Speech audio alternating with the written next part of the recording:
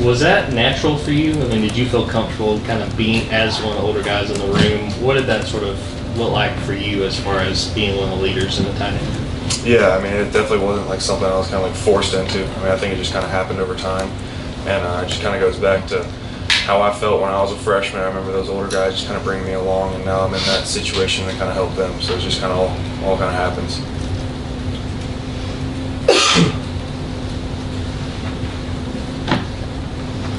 Going along those lines, just what are the different things that comes with that? Are you giving a speech to guys before practice? Are you breaking the team down? What are the different things that come with that leadership role? Yeah, I mean, there's days where I'll get called to break the team down and all that stuff, but I mean, really just comes down to, in those meetings in the room, and just like, you can tell when a guy's down and a young guy kind of struggling a little bit, or, just having a rough day, and it's just kind of little things like that where an older guy comes and helps you out, kind of can change your whole mood and change your whole day. And I mean, those guys, they kind of, one bad play, it's kind of the end of the world for them almost in some aspects of practice, and you just got to kind of help them learn that's how to grow, and that's part of the game, and that's how it is here. I mean, you got to fail to succeed. So. Yeah, Oscar, when we talked to Coach Harley the other day, he mentioned you as, I think he said, the best fundamental run blocker he's ever coached. Is that something that you did at West Forsyth, or is that something that came natural once you got here? No, I mean, it is solely buying into the run game and all the technique that he's taught me. I mean, I came here and I had no clue what to do in the run game. I was a receiving tight end in high school, basically a wide out almost, and I realized, I mean, there's gonna be guys that are bigger than you, guys that are stronger than you, and the way to kind of beat that is with technique and angles, and football's a game of angles and numbers. So I mean, you learn those angles and the proper footwork and everything, and it'll make you way more successful than not most of the time.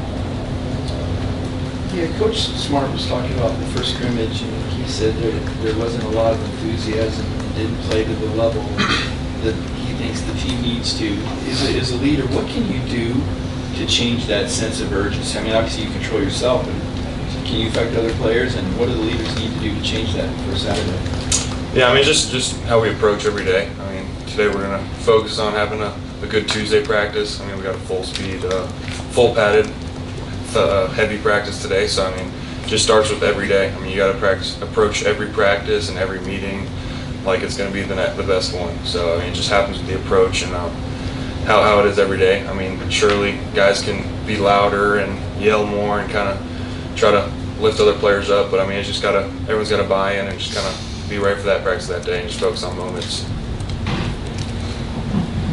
What has Ben brought to your tight end room from Stanford? Yeah, I mean, he's a smart dude. He's a big dude. You can tell he's played a lot of football, and he knows how to play football. So, I mean, he's there. He's helping us out in every way he can. He's learning the offense just like everyone else, and he's done a really good job of that. And, I mean, he's helped us out.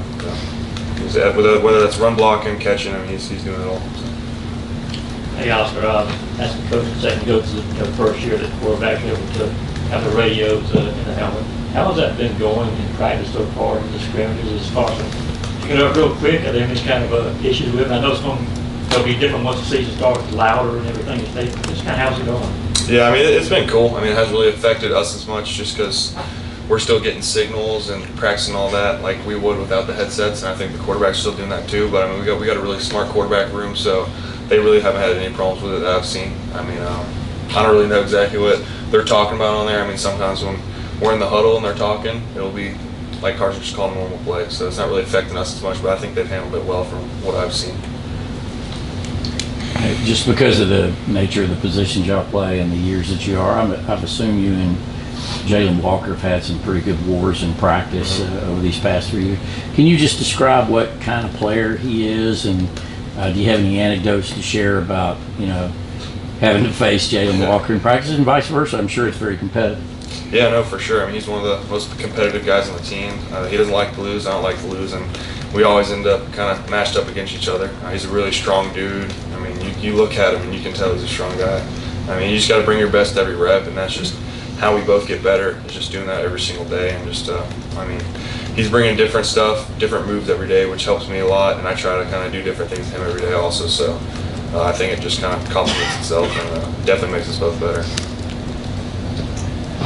Last week, Coach Bubba was in here talking about wanting to encourage Carson to throw deep more. It doesn't have to be a perfect ball all the time, and I think just with the idea of getting the deep game working more. I'm curious, so far, what have you seen out of that, and comment how you guys are doing as an offense with that? Yeah, I mean, we got elite receivers that are fast, and we got elite quarterbacks, so it's hard to kind of not throw the ball deep sometimes. So, I mean, he puts it up there, and guys make plays. It just kind of happens with people catching the ball and running right routes, and just kind of building that trust. It just kind of happens over time. But, I mean, we've had some explosive plays in practice in this camp, and it's cool to see him just launch it and have fun.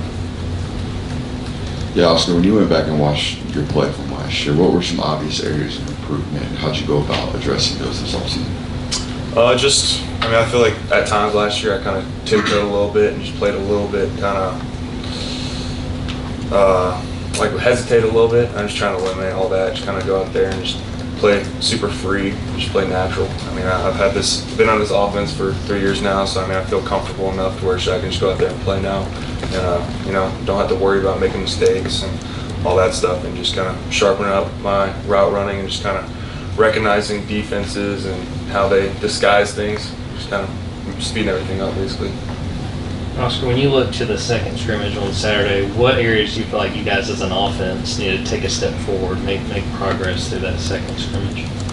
I think we can improve everywhere, whether it's run blocking or pass protection or route running. I mean, everyone's got things they can work on. We honestly just work on everything as a whole in offense, and that'll happen over time. I mean, we still got a week left of camp and another scrimmage, and I mean, the most growth happens from last scrimmage to this scrimmage. So we'll kind of assess after that and figure out really those finer areas. Yeah, what, if any, differences have you noticed in Carson back from where he was a year ago to where he is today? Yeah, I mean, he's just hungry. I mean, no one likes how we ended the season last year, and you can tell he didn't, just the way he approaches practice every day. I mean, he's looking to get better and make guys around him better. I mean, he's confident, he's a great quarterback, and he's a great guy to practice with. So you can just tell he's got that chip on his shoulder kind of, and he's excited to play this year. What has stood out to you so far about Jaden and Colton and just what they've been able to do this point? Yeah, I think they've been picking up stuff quick as freshmen. They're doing a great job. I mean, they're pulling their load, and they're learning every day, and they're getting better. I mean, they're both physical, and they're big, and they're fast, and that's what you want in a good tight end. They're going to be really good tight ends in the future.